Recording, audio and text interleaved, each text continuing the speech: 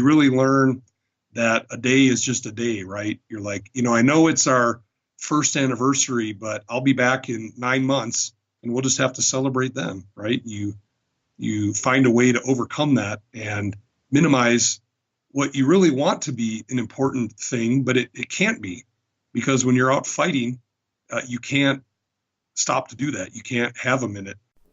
When a civilian enters any branch of the military, they go through a period of basic military training that's designed to change the way they think and act to turn them into a soldier, sailor, Marine, airman, or Coast Guardsman.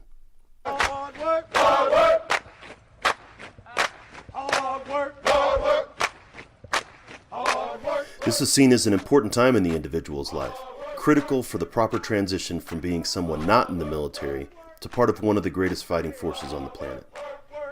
Earn my pay. Hard work, hard work, do it every day. Hard work, get up out of 2:45. Hard work. After a period of time in the military, however, there's little done in any branch of the service to help that service member transition their mindset to life as a veteran. Hard work, that's what they say. Hard work, I earn my pay. Hard work. As we often say here in the Change Your POV podcast network, after one leaves the military, they're never going to be a civilian again. And they're no longer a service member. They're this entirely different third thing, a veteran, with all the experiences, knowledge, strengths, and challenges that go along with that word. Hard work, manifest. Hard work, you gotta do it right. Hard work. One of the most overlooked aspects of transition is a service member's mental health and wellness. If the veteran has their heart, mind, body, and spirit in the right place, and has a support network of family and friends to rely upon, then they're most likely going to have a successful transition. If those things are not in place, things can get challenging. Hard work, in the early morning rain. Hard work, that's what they say. I'm your host, Dwayne France, and I'm going to take you through a veteran mental health boot camp to give you some advanced training for your brain. Fired up. Hard work, everybody on the plane. Hard work, sit 'em on down. Hard work. These episodes will cover the many different aspects of veteran mental health that I, as both a combat veteran and a clinical mental health counselor, see, experience, and support veterans with daily. Hard work, I earn my pay. Hard work, hard work.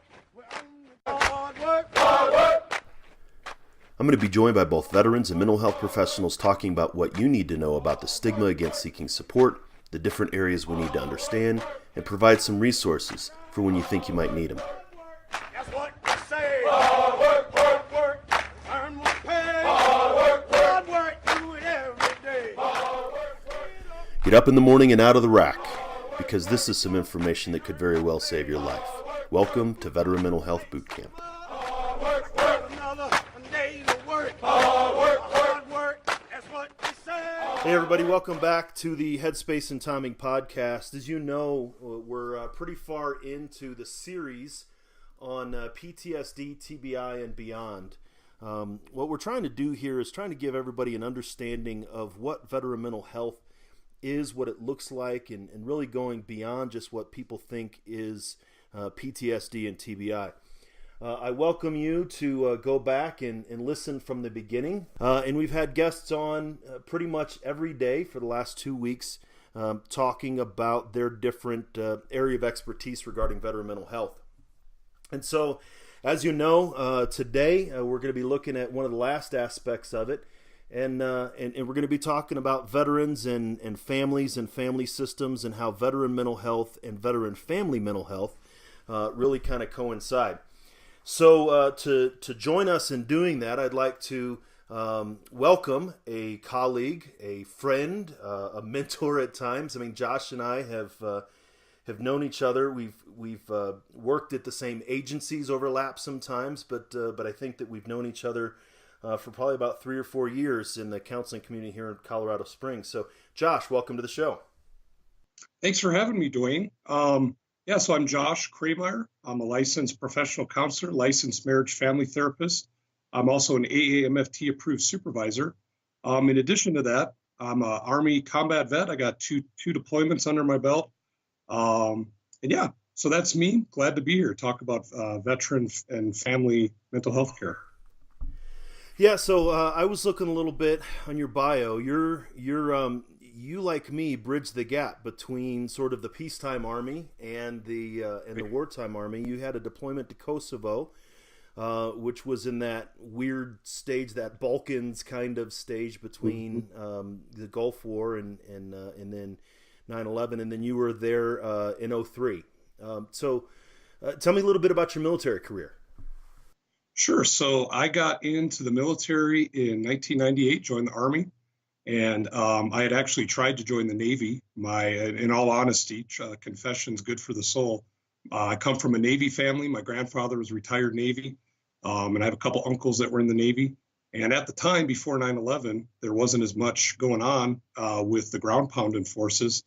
And the Navy guy said, "Hey, you've got a young kid. It's going to be a lot more separation." And wouldn't you know it, I joined the Army and ended up, in a 6-year stint that I did, getting deployed a couple times. But I went in, I was enlisted as a cryptologic linguist, which sounds fancy. We did low-level voice intercept and different things in intelligence. I was out sleeping basically on the side of a hill, doing different things.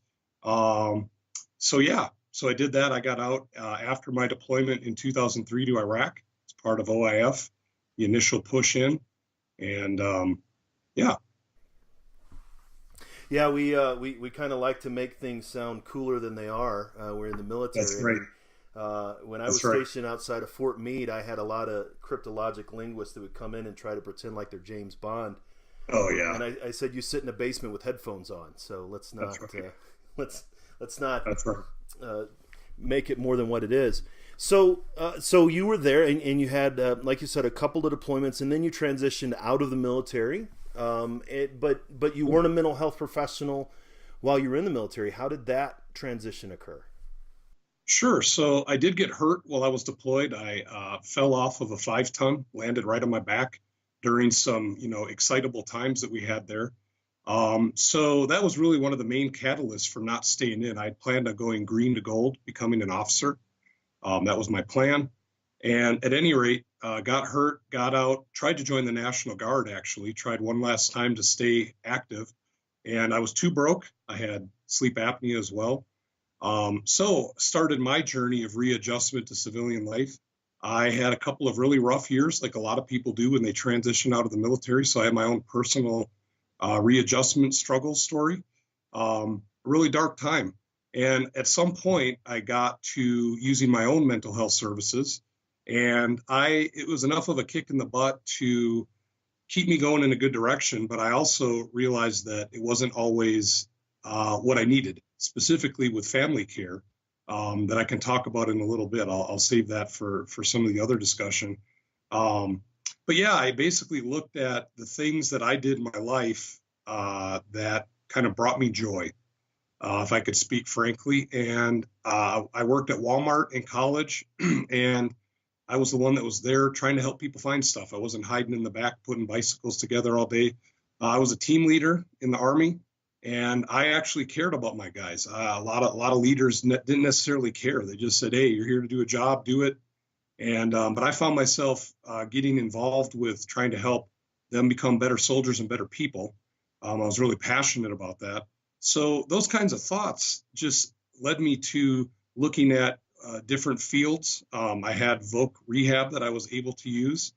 And I remember a friend of mine who had been in a psychology master's program just said, "Hey, what about a mental health background? That sounds like something that you'd be good at from what you're telling me." And it was pretty much an epiphany that I said, wow, I get paid to do this. I can help people like I feel called to do and actually get paid to do it. So that's kind of how it all came together. And so a couple years after I got out, I did a master's in counseling, and the rest is history. Yeah, so I mean, you've been in the clinical mental health field for about 8, almost 10 years now, I guess, right?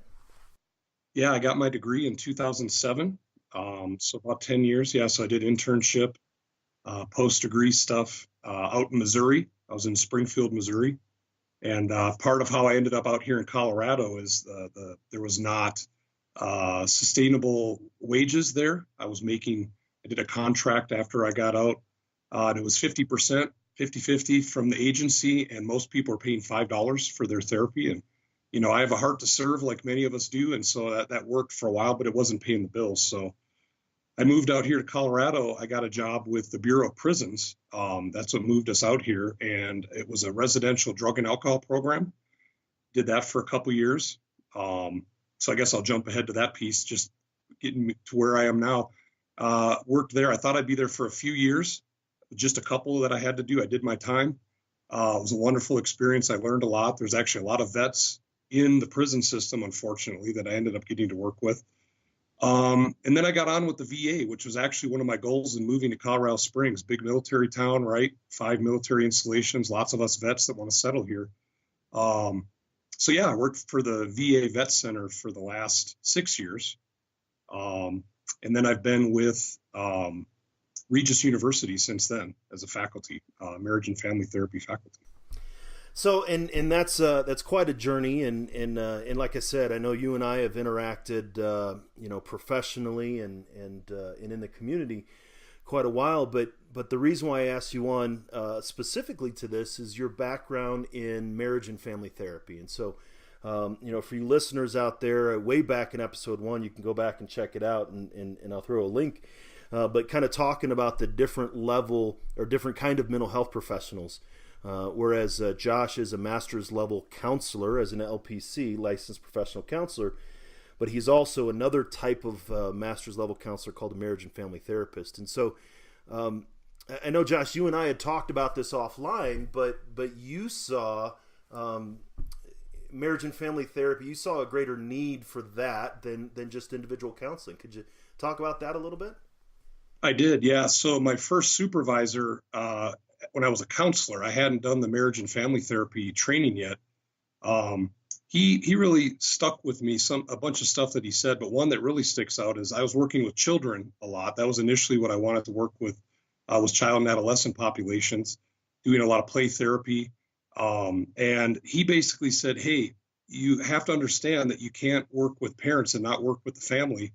It's like cleaning up a pig, throwing it back in the pen and expecting it not to get dirty again.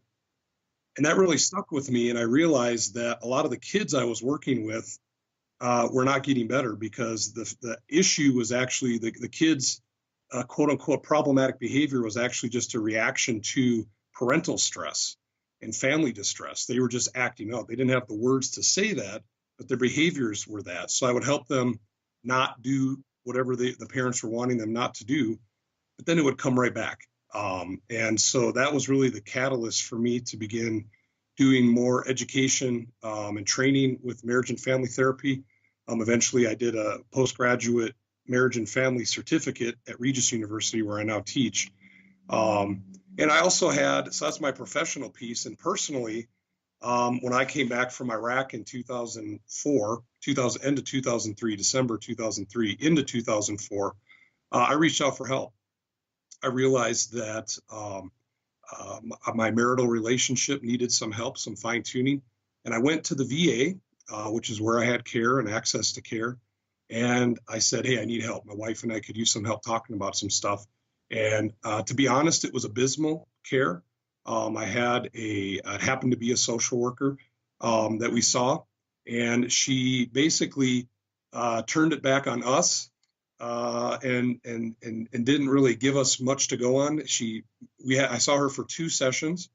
The first session, she made me feel guilty, that I should just, not do certain things. And, it was very simplistic. She didn't get into any of the underlying emotional content that was actually driving the struggles we had that I can now assess in my own self, that was going on. And she gave us a workbook. She basically said, here, do this workbook and you'll be fine. Your problems will be fine. You're solved. And it was horrible. It actually made me feel worse. You're the problem. Go fix yourself. That's right. That's exactly it. And so you got into, and you started to see, obviously, that you had more concerns, your family had more concerns than just when it came down to individual therapy. And that's really sort of the guys behind this series, that we're trying to let veterans and other mental health professionals know that that things go beyond just PTSD and TBI. I mean, you and I Again, we've talked professionally and at length that PTSD is there. Yes, TBI. We had Dr. Blair Cano on to talk about TBI. You know, Blair. And so, yes, those things are true, or those things are necessary, but there's a certain aspect that goes beyond veteran mental health, or beyond PTSD and TBI, and that's the family system. So could you kind of maybe give us an overview of some of the things that you see with veterans and families, maybe? Sure, absolutely. So there's several things that come to mind, but one of the primary family dynamics that seems to come up with military life in general, not just deployment or PTSD, but is definitely related to those things, is the citation is EBAUGH. It's EBAUGH, I believe. And this is a researcher who back in 1977 was actually studying nuns who had left the practice. And she was studying their struggle with readjusting to a different life.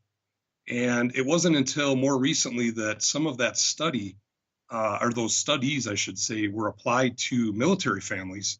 And it's been one that really rings true in many settings. So the theory is called role exit theory. And this is one that, again, personally and professionally, I found to ring true.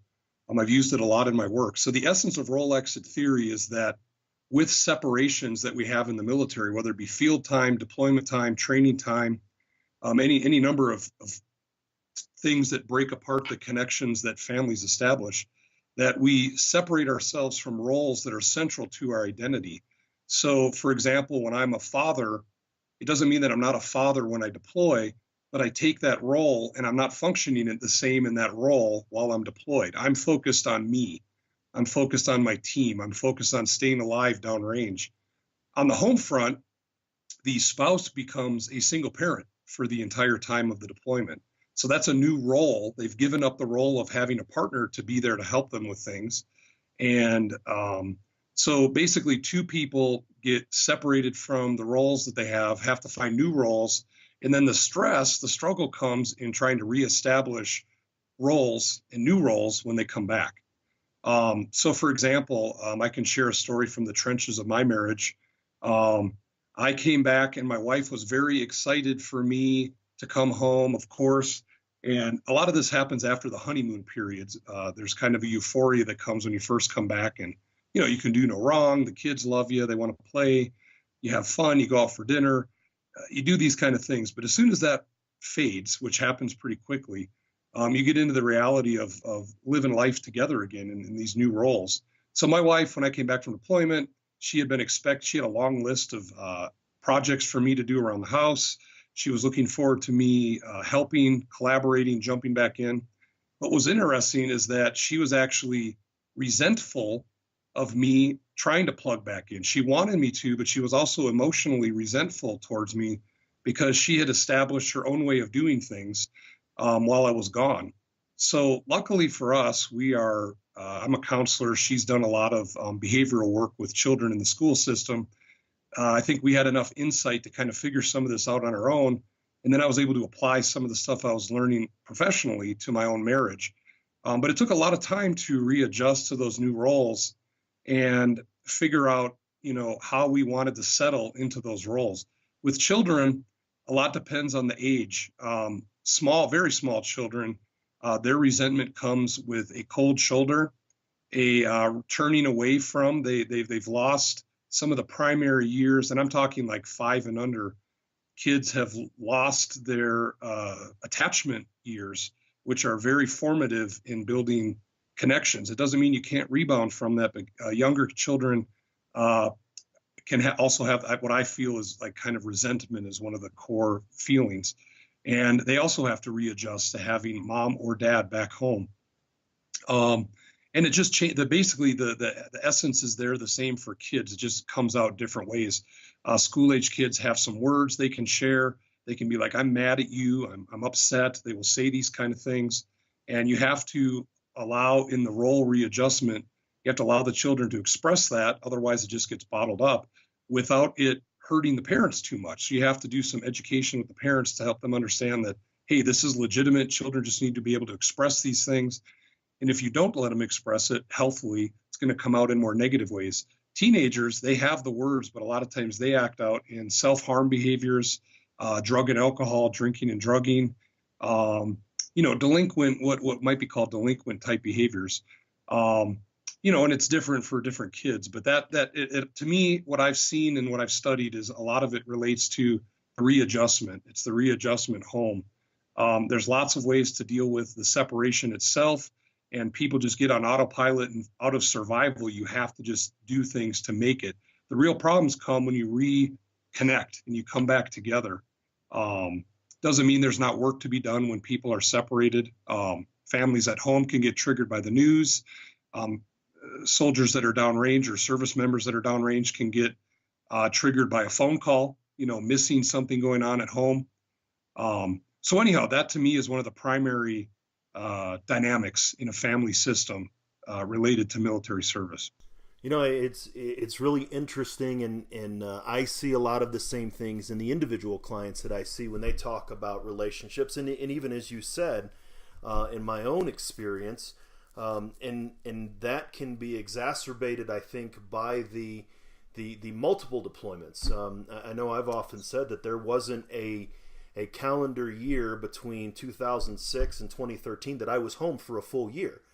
Some of those I was only gone for 3 months. Some of those I was gone the entire year, in 15 months. And I had, 4 deployments stacked in between that. And I realized that my children, when I started deploying, were in first grade and second grade, which is in that sort of pre-verbal, like 5-6 years old, just emerging into that school age. And then when I stopped deploying, they were entering high school. And so they had gone through that older toddler into school age and then into teenagers. And they experienced that in and out. And I was in conventional forces. You and I, we've worked with special forces soldiers where that role reversal is even more frequent. The frequency of how this happens increases the magnitude, maybe? Yeah, I think so. It gets much more complex. The issues, if left unresolved, build on each other. There's a compounding effect. For those that get some help and get quality care, and actually for what we're talking about, can get some family system work done, that can mitigate the impact some, but it's still going to be more significant with multiple separations and deployments. I've always said that military life is inherently stressful anyway, right? I mean, you alluded to it. Families are separated. My wife, when we got married, moved to Fayetteville, North Carolina with me, then to Maryland where she didn't have any family, and then to Colorado, and we've been here. And so spouses are uprooted from their support system. We know that that's a challenge. I've mentioned it before several times about how my children are military brats, so they have no place where they're from. So it's almost an ungrounded generation of they can't point to their childhood home like I can, or like maybe you can. And so it's inherently stressful on the family, even separate any other type of mental health concerns. That's right. It is. I know what you kind of triggered me with what I've, not me personally, but what I've seen a lot with kids is that, well, actually, I take that back. My oldest, she gets triggered by the question, where are you from? We normal, not normal, a civilian with not a lot of military background might inadvertently just ask that, right? An innocuous question, not realizing the impact that could have. That's part of being, sensitive to the culture, being aware that could potentially be an issue.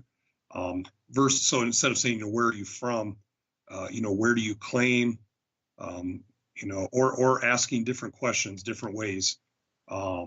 So yeah, but you're right. Just the moving, uprooting, like actually is said, if the military wanted you to have a family, they'd issue you one. That's not just something that we say. That's something that's actually verbally, my beautiful bride has hung up on a platoon sergeant before because he said that to her. That's right. And yeah, those are actually, things and yes, it is challenging. And then whenever you have sort of the deployments on top of it, what kind of things have you seen that, if this is unresolved, what kind of challenges emerge from this, from like disrupted families? And Sure. So I think of it back to the core emotional component that I see. It's definitely more complex, but for the sake of time and trying to be more concise here, I think things, there's a scale to me of bitterness to resentment to anger, maybe then in hatred would be maybe the extreme. And what happens when things aren't dealt with, there can be a lot of bitterness and resentment that, if unresolved, turns into really hatred. There's really what John Gottman, one of the relationship gurus for couples therapy, talks about as contempt. And you start to see that couples will come in for help, and it's not that it's too late, but when people are so hateful towards each other, they can put on a good show. They can have the honeymoon period when you come back from a deployment, but really during the separation, people find themselves, especially with multiple deployments, find themselves resenting the person that they may have loved at first, maybe not. Sometimes there's not a strong foundation, which is a whole nother subject. Actually, I'll mention that briefly, that, in military marriages, sometimes people get married earlier than they maybe would if they weren't in the military. You meet somebody at a duty station, you're getting ready to PCS or leave that duty station in 2 months, and you're like, hey, let's get married. Or sometimes alcohol can be involved. I've actually seen that a couple times. So if you don't have that foundation, or as strong of a foundation, that puts you at even more of a deficit. But the separation, and the constant separation, the frequent separation rather, the feelings of resentment build and build and build, and then you've got people coming in for couples therapy that are vile towards each other. And a lot of times it can be too little, too late. So early intervention is definitely important. A lot of people don't even realize that they can go in for couples or family therapy. So yeah, it builds, most definitely. Yeah, and it's interesting that you said that a little bit about maybe the resentment piece. This is one thing that honestly, as I've started to do this, of course, my wife and I have been talking more about that, and she had told me, it was probably even 2 or 3 months ago, that when I first came back from my first tour, which was 15 months in Iraq, and I would want to discipline the kids, she would get resentful of me. She was almost, she said she felt this, who does this guy think he is, telling my kids what to do? She never expressed that to me, but later she was like, I had to deal with that to let you come back in, and really to just to sort of let you have that rollback. That goes back to what you were talking about with the role exit theory and EBA, is the allowing, the willingness to let that go back. And she noticed the resentment, and then she really just kind of let it go. But and then the other piece that you said, of course, I saw it too. We called it babies having babies, right?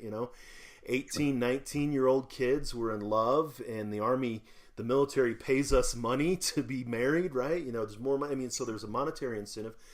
And I've always believed that the military is a running away from as much as a running away to. When we serve, I was sleeping in my dad's basement, right? I didn't have anything going on. I was a no-name loser, 18 years old. And so I joined the Army so I could, be all that I could be back in those days, right? But it's the same for spouses too. A lot of spouses, maybe this is my ticket out of this little wherever I'm at. This is my, this is my way. And so now you have two people that maybe not be, as foundationally prepared themselves, and now they're in a marriage, and now there's children involved, and it gets very complicated. Have you seen that? Oh yeah, very complicated, very quickly. People have not. A lot of the foundational aspects of relationship building, where you feel each other out, you learn about, specifically with marriage, You learn about each other's family of origin, where they came from, and you work some things out. You work out little things really do become the big things, like, when is the right time to open presents on Christmas? Is it Christmas Eve or Christmas morning? There's very different schools of thought on that. Does the toilet paper go over the top or underneath? Right, and you were saying that, but I was thinking that these things are how but it's all of these aspects of daily living that people sort of learn about, but then the military life really interrupts that. It does.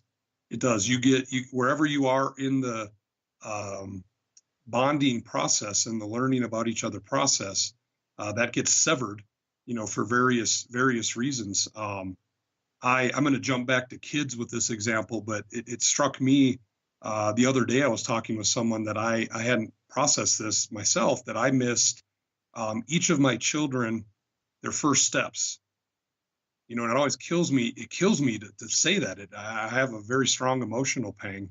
But basic training, Kosovo, and then Iraq. I missed each of my children's first steps. And, so those are things. And then in my relationship too with my wife, there's other things I missed, certain anniversaries and celebrating holidays. You really learn that a day is just a day, right? You're like, I know it's our first anniversary, but I'll be back in 9 months and we'll just have to celebrate them, right? You find a way to overcome that and minimize what you really want to be an important thing, but it can't be, because when you're out fighting, you can't stop to do that. You can't have a minute. Now, things are changing a little bit, I think, with technology. I know with technology, it's helping bridge the gap a little. It's still a separation, 70 to 80% of what we communicate being body language and tone of voice. Even with good quality things like we're on here, Skype, for this podcast, it's not the same as in person. But I think technology is helping bridge the gap a little. I went to a graduation. Actually, it was my daughter's graduation, and a fellow student was walking her dad, who was deployed, through the graduation line on an iPad, right? So, he got to be there, quote unquote, but it was still sad. It was a mixed thing watching this happen, seeing what that separation did and how it broke. You could tell she was both happy and sad at the same time. And I think that was kind of what the whole audience felt as we talked about it, like, wow, that's really cool. She took the iPad and showed it to the whole audience so her dad could see everybody. But it's also sad, because we were all there in person. We got to actually hug our children, so you could make a case too for that. The separation, we lose the physical ability to connect and attach, which is, skin being the largest organ on the body. That's something that's very important to building relationships. So anyhow, got a little scattered there, but no, and I like that you bring that up, because it's something that I've seen that's very important, again, from my standpoint as an individual clinician, and maybe intuitively, but I'd like to hear your standpoint from a marriage and family therapist, is that connection, that immediate connection, can also be harmful in some aspects. The current deployments, the current era, the current wars, they didn't have this kind of immediate connection in even the Gulf War, and definitely not in Vietnam, and certainly not in World War II or Korea, where it took letters, or people would record audio tapes and they would mail them, and it would be, there would be a distance and a separation. Whereas I recall telling this story once, was my daughter, when I was in Iraq, she had tubes placed in her ears. We were in Camo blackout. For those who hadn't served in the military, that means there had been an attack on or near our base, probably with significant casualties, and then all communication was broken, except for this one instance, I was allowed to go into my battalion executive officer's office and talk on his phone, which was there for emergencies, to my daughter who was about to go in surgery. And so, there is a lot of that. You think of, American Sniper, where he's on the phone, and yes, we didn't all carry cell phones when we were in combat, but that kind of thing in which that immediate connection It can be both beneficial, but do you think it had been harmful maybe for some? Yeah, I think it's got the potential to be both. I think, like a lot of things, it's inert in and of itself, just a conduit for communication.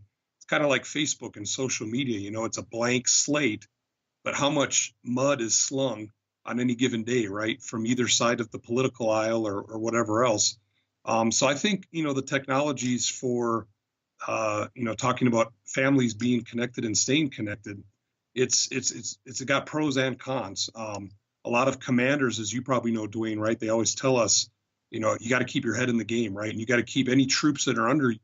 If your head's not in the game, it's dangerous because you're thinking about things going on the home front and you're not there. And people's lives can be jeopardized because of that. So, I don't know how much they monitor phone calls or how much they can, because people can actually bring their own cell phones now to certain areas that they couldn't before. Back in the day, they could. The phones were actually relayed. You actually remember that you had to use radio protocol to actually have a phone conversation because of the delay. And I know then that people were listening a little bit more, and they would actually go through mail to make sure we weren't sharing sensitive information. I'm not sure how much of that goes on now or how that's monitored. I'm actually out of the loop a little bit on that, but I do think it's better to have some than none, some connection, because if you don't have any, then your heart and head is definitely not in the game. It can be very reassuring to see a picture or to see a video of something going on. So it's hard. I guess there's potential for regulating things, but then there's also a lot of scary things that could come up with being monitored. So I guess I don't have a strong answer there. I think it's good and bad. And I would if I was like voting on something, I'd say no, we need to have the access. But I do think it should be limited. I think commanders should have say on potentially. I don't know how they can replicate this when people can bring cell phones certain places, but they used to say, hey, the phone banks are open on Friday, right? You got to go down there on Friday and each person gets an hour, right? Or something like that. I'm not sure if that's a right answer or anything, but. Well, and I think a lot of it, Josh, may have to just do with awareness to know, and we don't maybe have a lot of awareness when a service member is deployed, and say when something occurs and the phone is cut off, that service member, if I was in Afghanistan or I was in Iraq, I would have immediate knowledge of whether or not I'm safe, right? I would know, okay, whatever just happened on the other side of the base or whatever, but I know immediately what my current situation is. I'm not worried about my wife because she's in the U.S. or my husband or whoever it is and my spouse back in the States because they're safe. The spouse in the States doesn't have that same certainty. Right. And so now all of this fantasy of horror is going through their mind because it may be 2 days, 3 days, and this was at the height of the combat. It was up to a week where, that's right. The service member is like, okay, I'm cool. I'm going to play spades with the boys or whatever it is. That's while the spouse is sitting there worried. And so that's the kind of thing that I see is that there's that tension. But the other thing is what you mentioned is we're there to do something. Exactly what you said is what I used to tell my soldiers when we were on patrol. I said, don't put pictures of mama and baby in your helmet. I don't want that out here on patrol. Don't put them in your truck. Don't do that. I want your head in the game, like you said, right? And I said, leave fob love on the fob. Don't bring it out here on patrol. And that's so right. It's this even as I would and I would do the same thing is like let's we're in the game. Get your head in the game. And it's hard to shift that back. Emotions that are beneficial to us when we were deployed, such as anger, such as adrenaline and getting after it, are not beneficial to us when we're back in a safe environment. No. And those emotions that were not beneficial to us, they're caring, cherishing, concern for children that we had to suppress when we were in an environment. Those are beneficial here, but it's hard to swap those two. It's true. That's absolutely true. Those things don't translate. So, and I like what you say too. I think it is, practically on the ground that even as a marriage and family therapist, as a veteran, I would say with both of those roles, I would say no, it's better to separate yourself because you have to. You're out doing potentially, I was going to say not horrific, but very heavy things, right? That you need to separate yourself from the role of being that caring person. You can't stop and cry when there's been a loss of life, whether it be on your side or the other side. That can be a sad thing. You cannot endorse that because then you pause, and hesitation will kill you every time, as many people know. That's not just a military adage, but definitely holds true in combat. And then, yeah, you actually highlight another key point of I still conceptualize myself resentment and role stuff underneath, but what definitely comes out on the surface is anger, and kind of that high adrenaline response to things like spilled milk. I actually gave scare of a lifetime to my oldest daughter. She took the brunt of my readjustment coming home from Iraq. I knife handed her, didn't hit her, but the knife hand, when you're trying to get a point across and you use all your fingers to kind of gesture strongly to emphasize your point. I did that to her, and I stood up and towered over her, and I had my loud, I was never a drill sergeant, but kind of had a drill sergeant sounding voice. That's very scary for a 4 or 5-year-old girl, to see her daddy, who's there to care and protect her, basically not do that, to jeopardize her sense of safety and security. So it's a very difficult dynamic to adjust to as well, on the surface.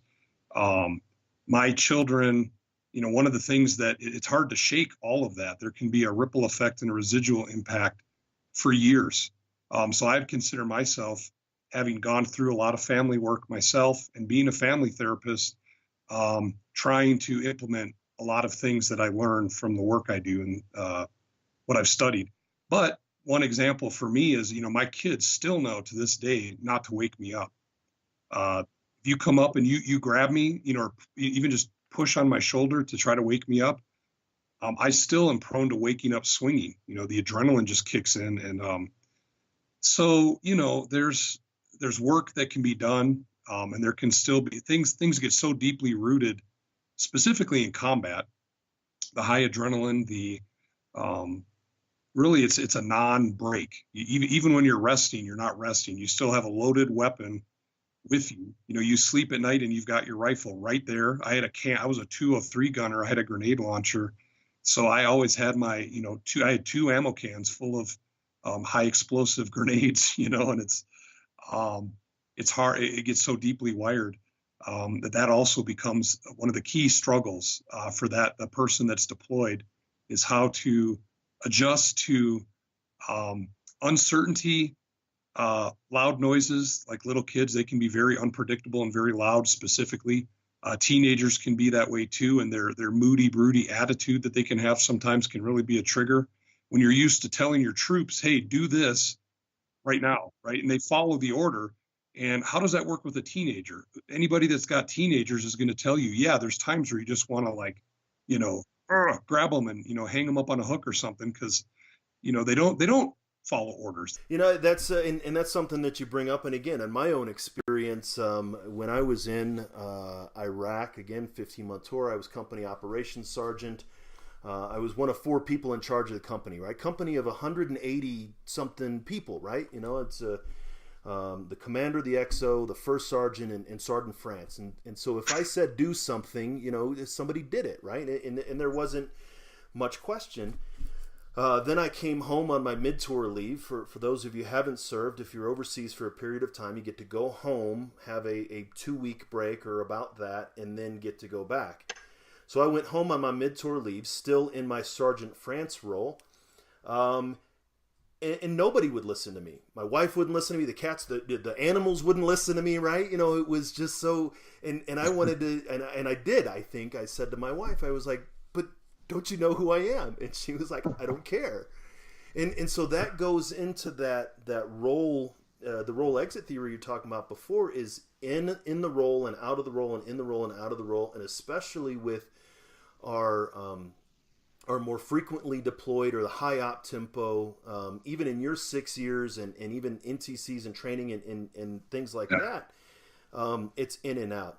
But I'd like to maybe touch base on yet another transition that really addresses a lot more of the other aspects of the conceptualization, is when that combat veteran, let's say, or that service member leaves the military with the family. That's a whole nother transition, because now they're no longer I often say, my fellow co-host Jeff Adamek says he's no longer allowed to be who he was. Like his identity of a Special Forces 18 Delta weapons sergeant, that's where he's at. The Army says you can't be him anymore. And that takes a transition. How do you see the post-military transition impact families? Yeah, that's huge. I'm glad you brought that up, Dwayne. That's a huge, huge thing. So the way I often say it is that, when we're in the military, and I'll use the Army since that's the best branch. I mean, that's the example that I have. I won't get into picking on the branches, which of course is part of military culture. We can do that. But at any rate, when you're in the Army, you don't say, like, if Dwayne, if we're hanging out and some dude comes up and, some guy we just meet, he's like, hey, I worked for the U.S. Army. You're either like, okay, this guy's full of crap, he doesn't know what he's talking about, or, maybe he's a civilian, contractor or something like that, but he didn't serve. When you serve, you don't say, I work for the U.S. Army. You say, I am a soldier. It's who I am. It's who I become. It's your identity. A lot of people, when you talked about, Dwayne, running to or running from something, a lot of people are trying to find that identity, which, as Eric Erickson, highlights in developmental stages, that as a teenager, you're looking for that identity development. It's a perfect fit. It's why the military grabs people at 18 when they can, because they have that identity. It's who you are. So when you get out of the military, you struggle very much with that, and finding a something that compares to that is very, very difficult. Another nuance of that is that if you're a hard charge and combat person, like combat arms, for example, infantry, right? For example, even harder becomes how does that role translate? I had a client one time who said, he was an infantry guy, and he's like, I put holes in things. That's what I do. Right? How does that translate? How do you find meaning in that? How do you do anything that's even close to that? One last dynamic is just the adrenaline. It's to be honest, right? Dwayne, you and I have been there. It's kind of exciting. There's a part of it. There's a part of it that's like, I told my kids when they were little, I'm like, kids, I'm going to catch bad guys. And that's what I did. I was part of that. I did a lot of human intelligence when I was in Iraq. So we were out there grabbing people, snatch and grabs, man. That's what I was doing. Very exciting. And then I come back and I get out and I'm like, paper or plastic, it's like, it's kind of demeaning almost. It can be what it's like for the veteran dealing with things.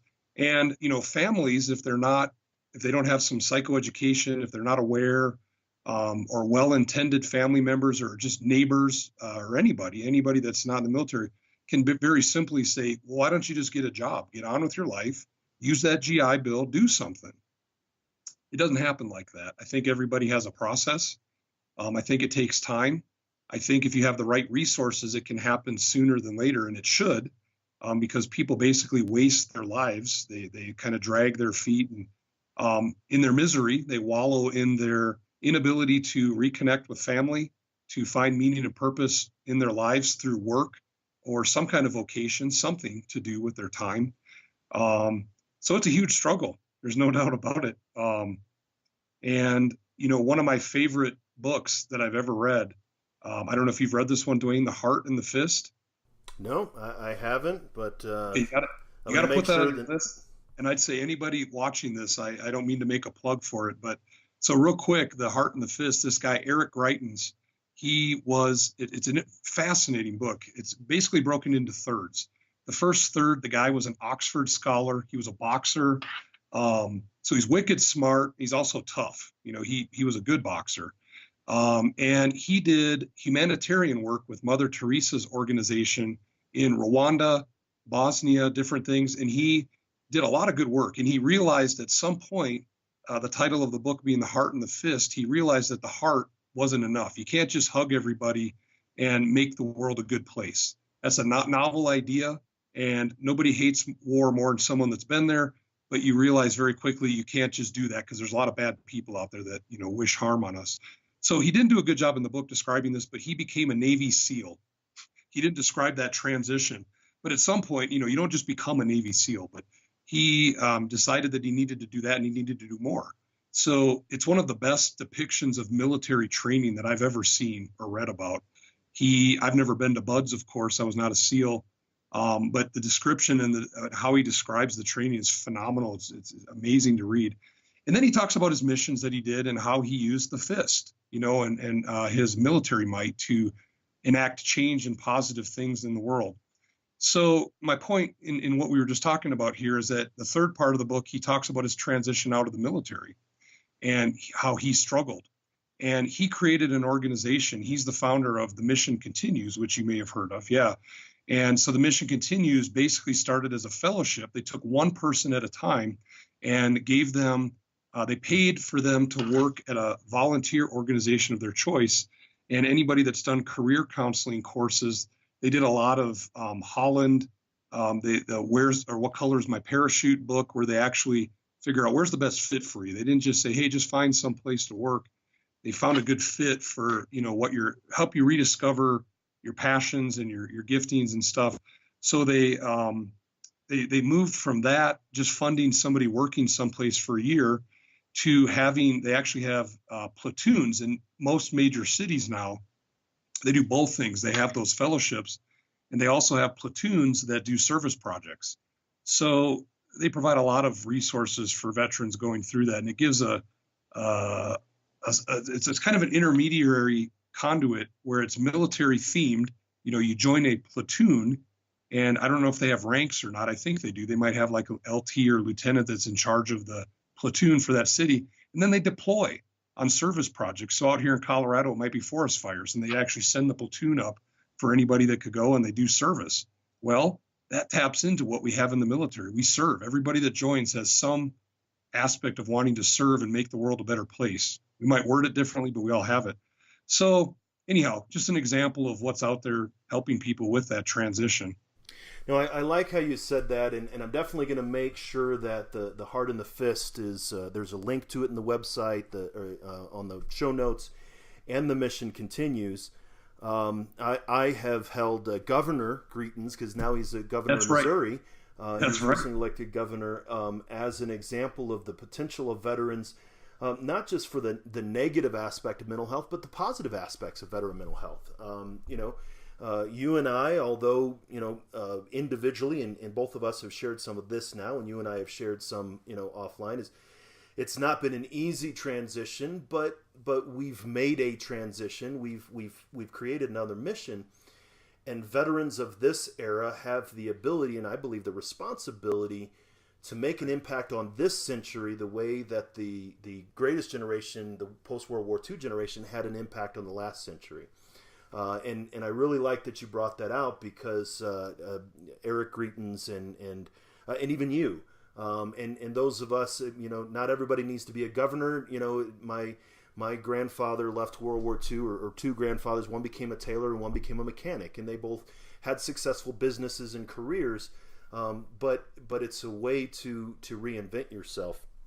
I really appreciate that the right resources, and one thing that really came out is the awareness, needing the awareness to understand that I can't knife hand my kid for spilling milk, or I can't, I can't reprimand I can't, and this is, I used to have my kids stand at parade rest, right? And look at me when I'm talking to you. I'm a little embarrassed to admit that, but that kind of, it was kind of, it happened, and so, going from that, say, that may not be the best way to interact with my family, and having that awareness around that. So, well, and also too, Dwayne, I just wanted to jump in that the key aspect in this kind of arena we're talking about here, in readjustment, getting out of the military, and also while we're in, but more so when we're getting out, is that families need to understand this too. There's got to be a meeting in the middle. We as the veterans who can knife hand our kids and strike fear into them, we need to understand that we're hurting them and scaring them. And most, like man to man here, dad to dad, we don't want to do that, right? That breaks a father's heart. You want to protect your children and make them feel safe. And we don't always realize that we get into our amygdala and our limbic brain, and react rather than, being compassionate and trying to understand where our children are coming from. And spouses too, they need to understand and give us a little leeway, understand that, hey, this guy is not just being a jerk. This is legitimate. He's working on this stuff. And we have to show that we're working on it as the veteran. And the family needs to also give us some grace and some leeway in room to work on those things. No, I really like that you said that, and it's really tying all of this together. And this is a theme that I've heard throughout a lot of these interviews on these different aspects,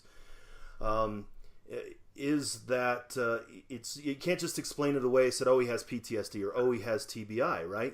This is another aspect of veteran mental health that goes beyond just the behavioral injury, so to speak, or conditioned fear response of PTSD or the physical injury of TBI.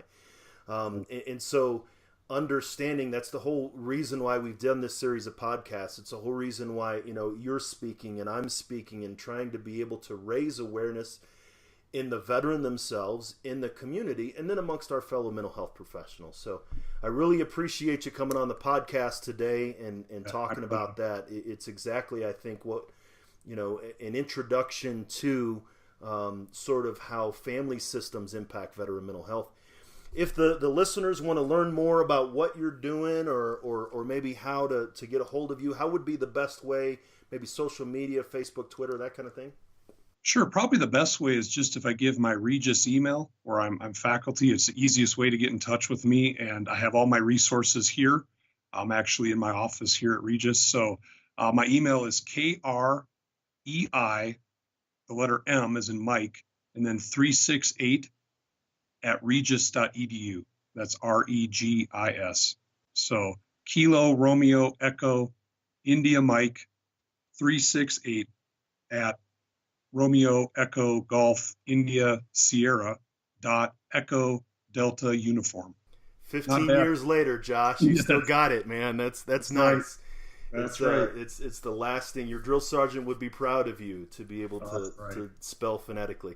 And for those who don't speak phonetics, I'll make sure that that's in the show notes so that you can email Josh. Once again, Josh, I really appreciate you coming on the show. You bet. My pleasure. Thanks for having me, Dwayne.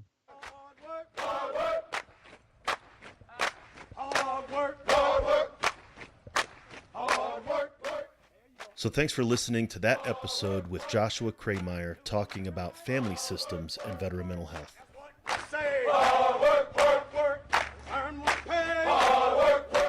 You can find the show notes on this show and many of the things we talked about at either changeyourpov.com or veteranmentalhealth.com, looking for episode HST035.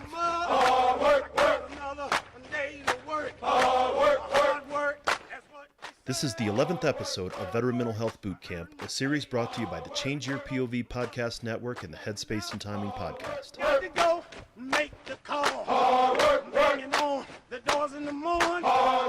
If you're a veteran or service member, the family member of one, or support veterans in any way, then this series is designed to help you understand more about veteran mental health.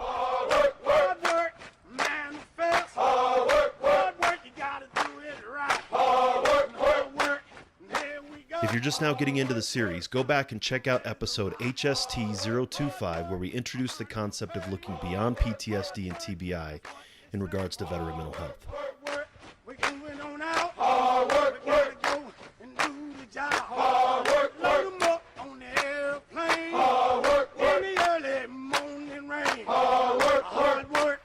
Make sure you subscribe to the Change Your POV Podcast Network on your podcast player of choice and sign up for updates at changeyourpov.com and veteranmentalhealth.com.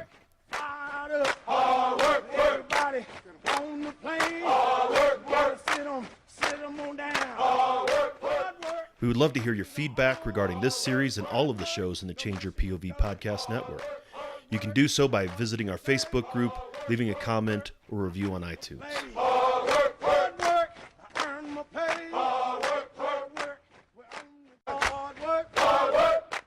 Remember, veteran mental health and wellness is the basis of a successful post-military life, and one that all who answered our nation's call to serve deserves. Remember, brothers and sisters, you're not alone. Ever. That's what